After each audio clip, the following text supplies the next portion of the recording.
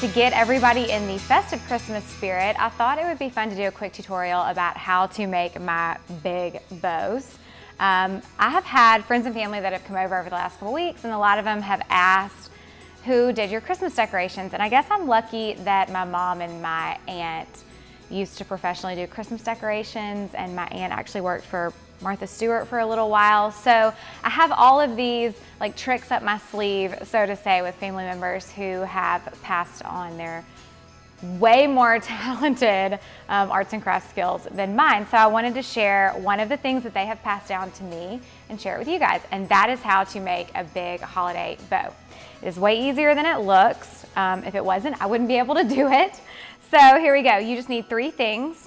Try to get a ribbon that has at least 25 yards of ribbon on it. It actually takes a lot of ribbon to make one of these large bows, even if you're just using it for a present.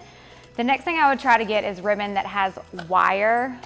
Wired ribbon is the easiest to then form after you have done it. And what I mean by wired after you've made the bow, wired ribbon is ribbon that has wire that runs down both of the sides of it, so you can easily, sort of bend and mold the ribbon. The last, and this is not necessary, you do not have to have this, is some sort of wired accessory. There are all kind of decorative wires that you can get at Michael's, Hobby Lobby, really any craft store. This isn't necessary. You can also use floral wire and hide it. It doesn't have to be decorative, but this way it's just easy and you don't have to worry about it not showing. One of the things that I want to tell you before we move over to the counter so I can have some space to work is this is a big bow that I've done for my fireplace. I have one on this side and one on the other side. I've seen where people put them on the top of their trees. My aunt and my mom would put them all throughout people's garland on the outside of their doors. It's great for a mailbox topper, all the way down to like the smallest gift. This ribbon that I have is 2.5 inches, which can make you some really big old bows, but you can go all the way down to like 1/2 inch wired ribbon and use it for your holiday presents. The funny thing is I have had so many friends that have clipped my bows off, like when I've given them a gift, and they're like, I'm just gonna save this and use it for next year. So if you have wire in your ribbon, it is reusable. I will probably use these bows for 3 or 4 years until the ribbon wears out, and then start over. So definitely don't be afraid to reuse your bows after you've made them. When you start your bow, you have 2 options. The one I did on my mantle, I left a longer tail in the beginning because I wanted it for decorative purposes. But if you're doing it for a gift, you probably don't want to waste your ribbon, and so you want to shorten your tail. So we're going to pretend like I'm doing this for a present and do a shorter tail.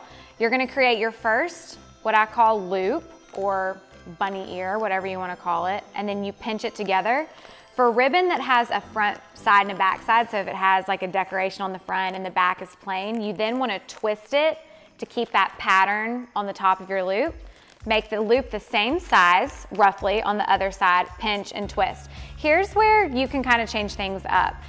Some people start with their loop smaller and go bigger. Some people do the opposite. I kind of like to mix my sizes in, but you don't want to do every loop on your bow the same size.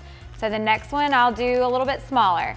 Pinch it, twist it, make the next one, pinch, twist again, and then the next one I might want to do a little bit bigger than that one. Pinch, twist, and then you keep doing that all the way down until you get to the bottom of your ribbon. So for this one, I'm gonna make a larger bow just to kind of show you like what you can do. But if you only want 3 or 4 loops on each side, or if you only want 2 loops on each side, you can do it the volume of the bow, whatever meets your fancy. Okay, so as you can see, I have made it to the end of my bow with all of my loops, and this is where your wire tie comes in. So you want to clip just a little piece of your wire tie off, take your ribbon, wrap it around the back, then when you're first starting out, the easiest thing to do is mash these 2 pieces together so you can still hold all the loops. And then you want to come through and give this a really tight, good twist, or you can tie it in a knot, whichever is easier, because you want it to be really secure and really hold that ribbon tight to keep your loops straight.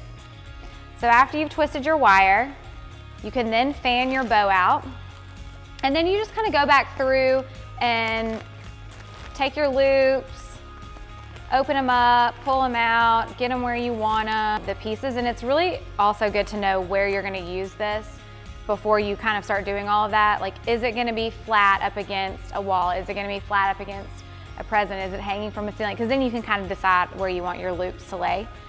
So the last thing I do before I tie it on to whatever I'm doing, especially with a wired ribbon, I go back and I kind of crunch some of the ribbons in, because I don't want mine to look so like fixed and perfect. And I think it kind of gives that a nice little decorative touch. And then I'll pull them out a little bit.